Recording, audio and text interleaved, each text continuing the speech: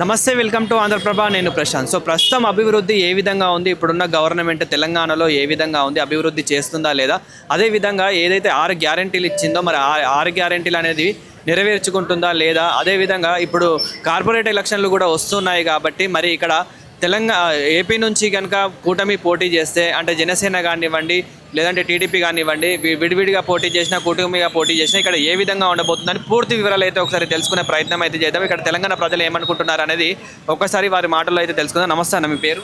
నా పేరు శంకర్. నమస్తే అన్న. అయితే ఇప్పుడు ప్రజెంట్ ఏదైతే ప్రభుత్వం ఉందో ఇచ్చిన 6 గ్యారెంటీలు ఏవైతే ఉన్నాయో 6 గ్యారెంటీలని మరి నెరవేర్చిందంటారా? ఇప్పుడు ఉన్న ప్రభుత్వం ఎంత ఫెయిల్ అని చెప్పేసి చిన్న పోరన్ ఇంతకుముందు రాజకీయం అంటే పబ్లిక్ తెలియకపోతుండే. ఈరోజు మీడియా ఉంది, సోషల్ మీడియా ఉంది, ప్రతి ఒక్కడు ఫోన్ ఉంది. చిన్న పిల్లగాడు కూడా ఈరోజు రాజకీయం మాట్లాడుతున్నాడు అంటే ఒక గవర్నమెంట్ ఎంత ఫెయిల్యూర్ అంటే అంత ఫెయిల్యూర్. ఫస్ట్ టైం తెలంగాణ కాదు ఆల్ ఓవర్ ఇండియాలో ఫెయిల్యూర్ సీఎం ఎవరు అంటే రేవంత్ రెడ్డి. అది చిన్న పిల్లగాడు చెప్తున్నాడు, ఇక మనం చెప్పుకోవడం కాదు కానీ ప్రతి ఒక్కరిని. అంటే గత ప్రభుత్వానికి ఇప్పుడున్న ప్రభుత్వానికి డిఫరెంట్ ఏంటి అంటే మీరు ఏం చెప్తారు? గత ప్రభుత్వం మేము చెప్తున్నాం కదా, అడగకముందు అన్నం పెడుతుండే, ఇప్పుడు అడిగినా అన్నం పెడతలేరు. ఇంకా మేము ఏం చెప్పాలి చెప్పు? ఇంతకుముందు కేసీఆర్ ఉన్నప్పుడు అడగకపోతే కూడా అన్నం పెడుతుండే.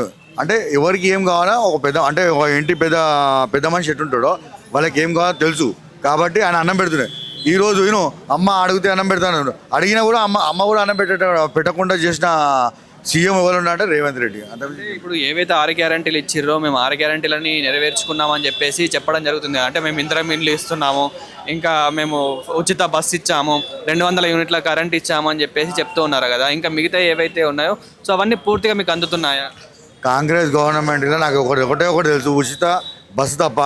ఈరోజు ఇంకోటి సరే వాళ్ళు వచ్చి పబ్లిక్లోకి వచ్చి ప్రతి ఒక్క ఇంటి దగ్గర పోయి నేను ఇది ఇచ్చిన ఇంతమందికి ఇచ్చిన అని చూపిమని చెప్పు, మేము కూడా ఒప్పుకుంటాం.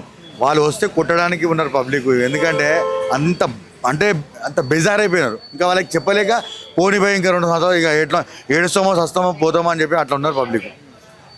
ఇప్పుడు అదేవిధంగా మీ గల్లీలో కానివ్వండి, మీ చుట్టుపక్కల ఏరియాల్లో కానివ్వండి అభివృద్ధి ఏ విధంగా ఉందండి? నాయన నేను ఒక మాట చెప్తున్నా, అభివృద్ధి కోసం పోతున్నావు. చిన్న గుంతలు అక్కడ పక్కన మీకు ఇప్పుడు చూపిస్తా. ఒక 6 నెలలు అవుతుంది 6 నెలల కింద నుంచి చెప్తుంటే కూడా ఆ గుంత మూస్తలేరు. ఎప్పుడే ఆ గుంతలకి కింద పడేవో నాకు దెబ్బ తాకింది.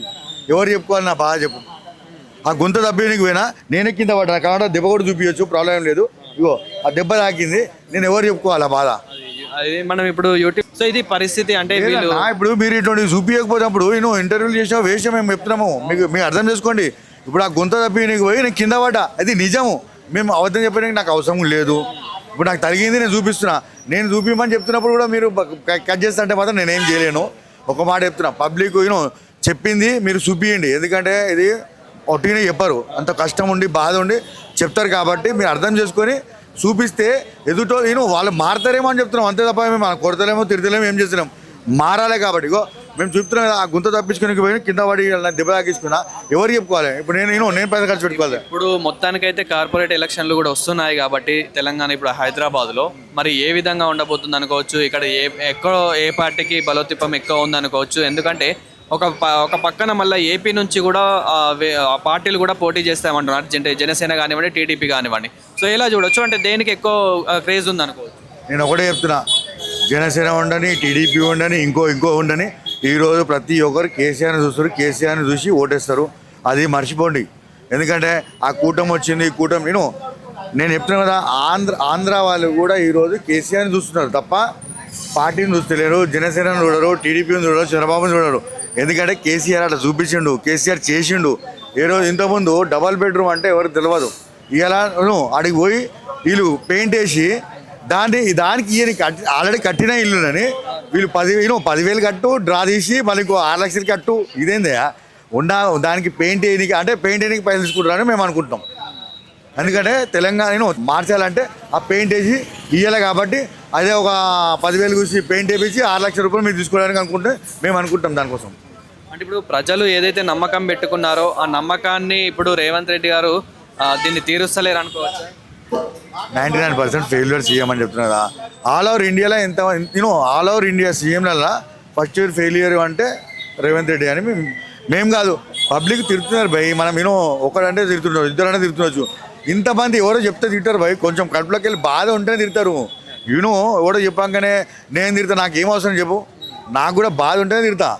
బాధ లేని నేను ఆయన ఇప్పుడు యూనో ఇంతమంది సీఎం తిట్టాను, ఇప్పుడు మోడీ నేను తిడతలేరు ఆయన ఏం యూనో అంటే పూర్తి మౌలిక సదుపాయాలు ఎలా ఉన్నాయి అనుకోవచ్చు మీ ఇప్పుడు చుట్టుపక్కల కానీ మీ ఏరియాలో కానీ, అంటే ఏమైనా అక్కడ ఉన్న కార్పొరేటర్లకు కానీ, అంటే ఇప్పుడున్న వాళ్ళకి రాజకీయ వ్యక్తులకి ఏమైనా చెప్తే పనులన్నా అవుతున్నాయి, అట్లీస్ట్ కొంచెం రెస్పాండ్ అవుతున్నారా లేదా?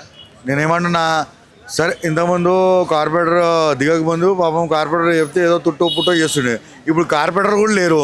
ఇప్పుడు ఎవరు మాడినాలే ఆఫీస్ యూనో ఎమ్మెల్యే ఫోన్ చేస్తే ఆఫీసర్లు ఏమంటారు, ఇవాళ రేపు పొద్దున సాయంత్రం అయినో ఎమ్మెల్యే గారు అయితే రోజు అయితే కూర్చోరు కదా, ఎవరో ఉన్న ప్రతినిధి చెప్పాలి, ఎవరు కార్పొరేటర్ ఉంటుంది.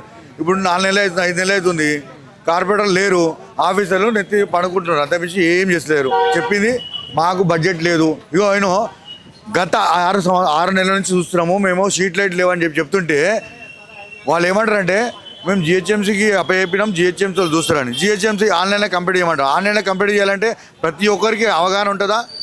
అవగాహన ఉండదు.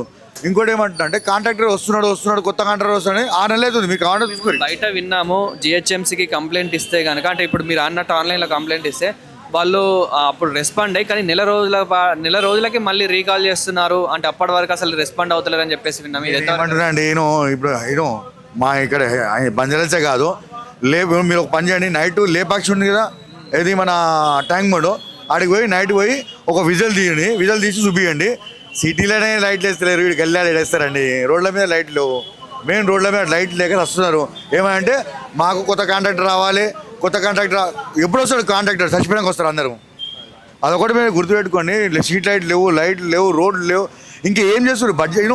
పబ్లిక్ కావాల్సింది ఏంటండి, ఒకటి రోడ్డు, లైటు, డ్రైనేజు, పబ్లిక్, అంతకుమించి ఇంకేం లేదు. మీకు ఓటు వేయమని చెప్పి అడగడానికి వస్తున్నప్పుడు వాళ్ళు అడిగేది ఏంది, నాకు డబ్బులు కావాలి, నాకు బిల్డింగ్ కావాలని అడగారు. బాబు మాకు రోడ్డు కావాలి, లైట్ కావాలి, అవే మీరు చేయనప్పుడు ఇవన్నీ హామీలు ఇచ్చినా, ఇవి ఇచ్చినా ఏమి ఇస్తావు చెప్పు, ఇవి ఏం చేస్తావు, ఆ హామీలు ఏం చేస్తావు చెప్పు. Thank you.